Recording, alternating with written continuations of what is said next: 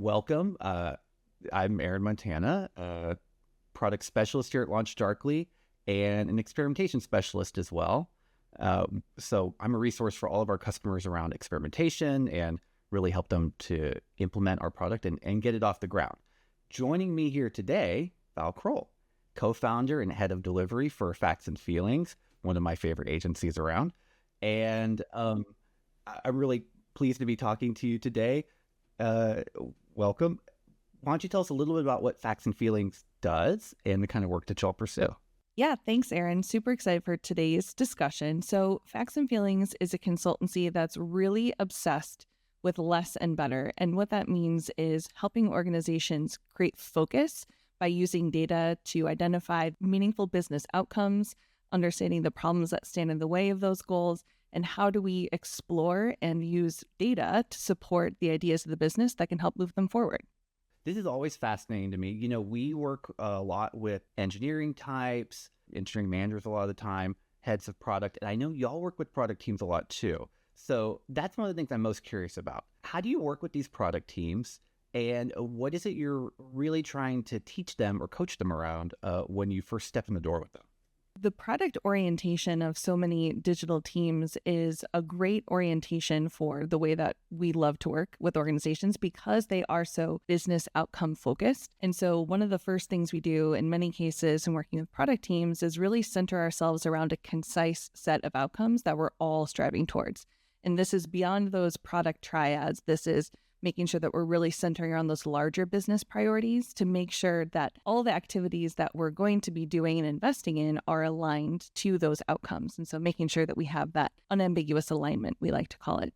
And with that really strong foundation, we can start to unearth the problems or any of the friction in the way of those outcomes. And so perhaps those are specific user friction points, and those can kind of develop into stories. I'm sure you can see like where some of this is going, but that's a really powerful framing for identifying what are the ideas that we need to be prioritizing to figure out how we're going to shrink or solve those problems. And so those become the ideas that we can bring data to help decide, is this going to be a spike ticket very tactically in this next sprint, or is this something that we're going to go ahead and move forward with a build because we're really confident in the way that we want to approach this idea from all the evidence we're able to collect and bring to that discussion. So that's kind of how we're bringing data to kind of supercharge the product teams in the way they're able to confidently make decisions. That makes a lot of sense. It's interesting because all of the work that these product teams do, they sort of move towards feature releases, right? Like this is the end result of everything they do. You know, in the online world, there's things outside of the online world, I guess, but but not really, right?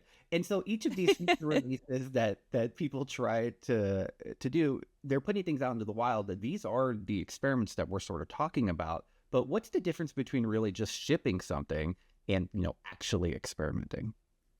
So that's a great question, because especially nowadays that all of the releases are being managed through flags, it can feel like there is an ability to kind of monitor and manage those and make sure that we're not putting things out there that are introducing risk. One key differentiator I will say is putting something out into the world is a test in and of itself, right? Because you're saying, I hope this does better than the status quo, or I hope this solves a problem or meets new needs of my audiences that I'm trying to deliver towards. But it doesn't allow us to tie what we call a causal relationship between the new experiences that you're putting out there and what you're seeing in your actual business metrics. So by running things with a controlled experiment, it's the highest level of evidence that allows us to confidently say, yes, this is significantly better, and here's the proof of that, because it's showing up in something that's more closely tied to something you'd see in the P&L versus saying, hey, my observability metrics didn't go off the rails, so do no harm. Like, let's kind of go with that. So it's kind of a framing to say when it's important to be able to discreetly and objectively measure, is this better or not? That's when experimentation can be a really powerful tool for helping kind of guide next steps or, next releases on the roadmap. That makes sense. And I think you probably run into this too, where what we end up with is this kind of comparison where they're saying, last week it was this week it's that. And so what you're introducing is more of a formal framework for how this is. And I'm assuming sort of the scientific method behind it. Yeah, exactly. Because if you don't have the alternate scenario of the parallel universe where you didn't release that feature, there could be things that pop up, seasonality or something in the news or other marketing messages that are going on that could really kind of influence those metrics. So they become less sensitive for your ability to say, oh, this is better because of what we put out into the world or because of the changes that we've made. And so that's what allows you to have that confidence versus being able to kind of track and monitor like a slow release over time. It allows you to put in your hands much quicker the actual evidence that says, hey, this is better, or hey, this is not, and you better pull it back quick. That's yeah, that makes a lot of sense, and I feel like that's something pretty much every team can benefit from. When is it appropriate to add experimentation? Was it the experimentation kind of explicitly adds? That's a great question. I'm glad we're going to talk about this because this definitely isn't saying all roads point to experimentation. It's always worth the investment or the resources required to deploy a controlled experiment. So I definitely think that there's a deep set of pieces of evidence that product teams can use to help inform their decisions, whether it's something that they're doing more qualitative with usability or user testing studies, whether you have a beta group that you get to put some features out in front of to get some feedback. All those feedback loops and sources of evidence are really powerful ways to help inform kind of next decisions and strategy, right? And make sure that we're using validation.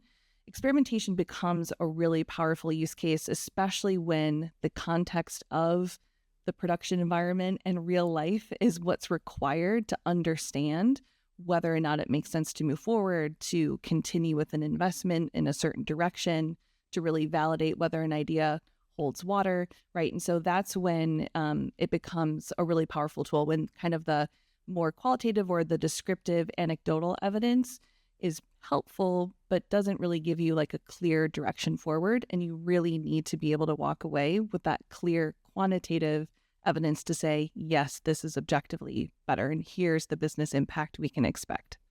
Let's dig in a little bit on that. So I'm kind of wondering, where are the scenarios that you see that experimentation is really worth the investment? Are there any like kind of keys to when you find that this is when experimentation is really going to have the most value?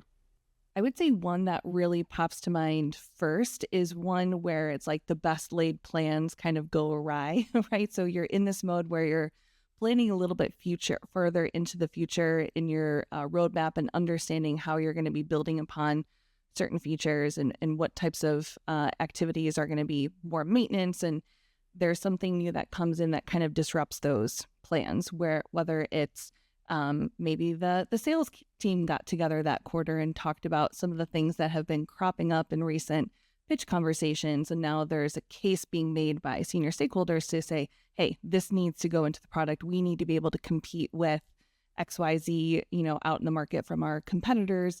We need to do this now. It needs to be a reprioritization activity. And so instead of being like, holy cow, how do we like shuffle the deck and meet the needs of our senior stakeholders while still holding true to things that we promised our existing customers were going to be coming out over the coming months and quarters, is there a way to validate that hypothesis, which is really what's coming from the sales team, that this new feature or this new element is really going to cut through to our ability to make more sales or to expand the SKUs that we're able to sell to our clients. And obviously this is like a very SaaS use case, but there are ways that you can use experimentation to kind of test that. Maybe it's a painted door test where you're really just kind of exploring relative interest in a new feature, or perhaps it is building out an MVP to kind of see how that is leveraged and used amongst your current users and cohorts. And so that can be some powerful evidence to kind of take back to that prioritization conversation to say,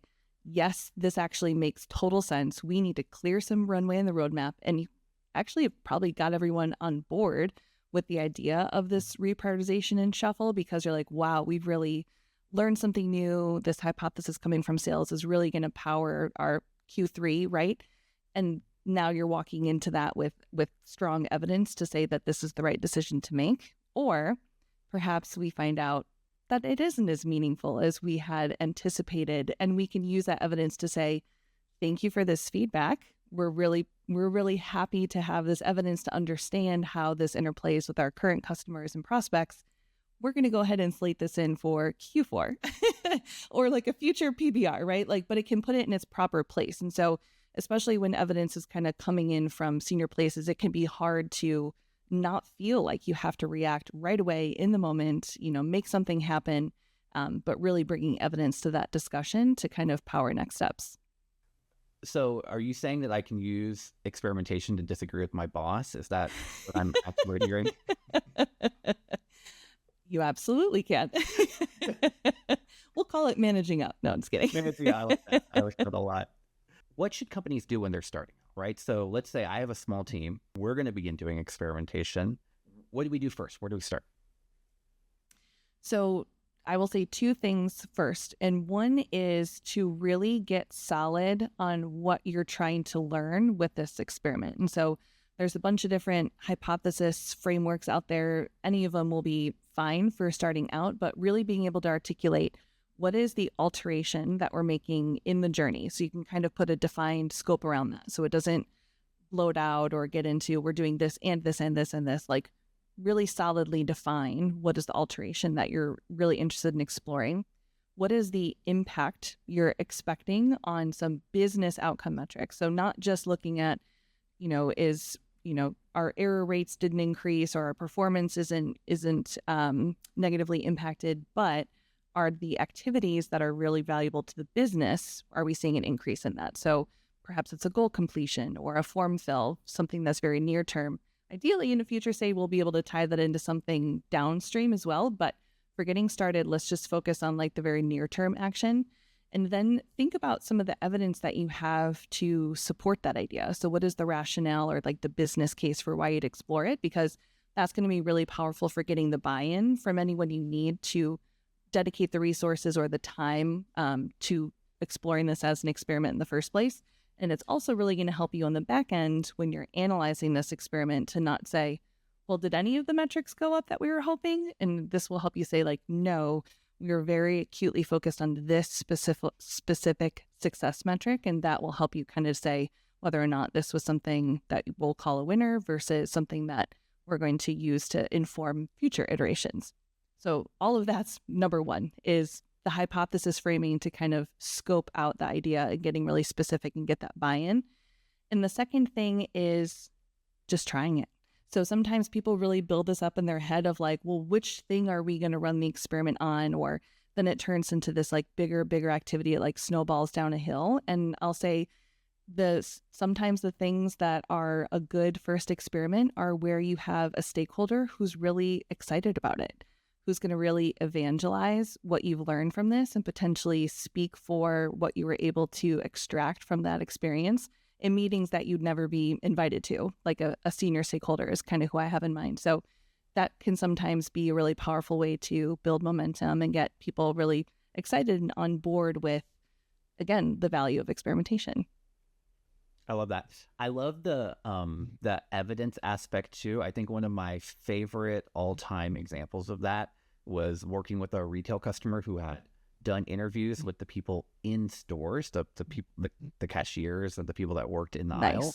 And first of all, those people are hilarious. They have a lot of fun things to say about the people who shop in their stores, but also it's really telling because they are the ones working in the system that you're creating from up high, and that evidence is really, it's concrete, right? It came right from the people who work on the front lines. I want to get your closing thoughts here. What would you share with folks to set them up for success? And, if you had to drill a couple things into people's heads before they get started, what would that be? I would say when you're identifying and picking those experiments, think of those as solutions to problems that your users are experiencing or facing.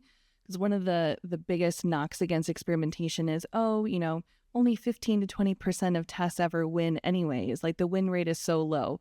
Well, let's fish where the fish are. Like let's use the hypotheses that are solving problems very connected to the outcomes we're all trying to achieve as a business. That's where you're going to see those increased win rates and at the very least an increased learning rate about what we now know about our audiences and users, their expectations and preferences to help kind of fuel that next idea. So definitely kind of keep that in mind, and also get excited, because experimentation, once you open this door, it's like you can never close it. And I hope it catches fire inside of your organizations, because it can be a really powerful way to think about kind of the whole product process and the way that you can bring this new tool and evidence to fueling the decisions and the growth for your organization. Well, it's been really great talking with you. I enjoyed it immensely. I hope we get a chance to do this again. And I think that Yes, all the please. listeners will really learn a lot from what you were, the gospel of experimentation that you are spreading. And I hope that you'll join us again. Awesome. Thanks so much, Aaron.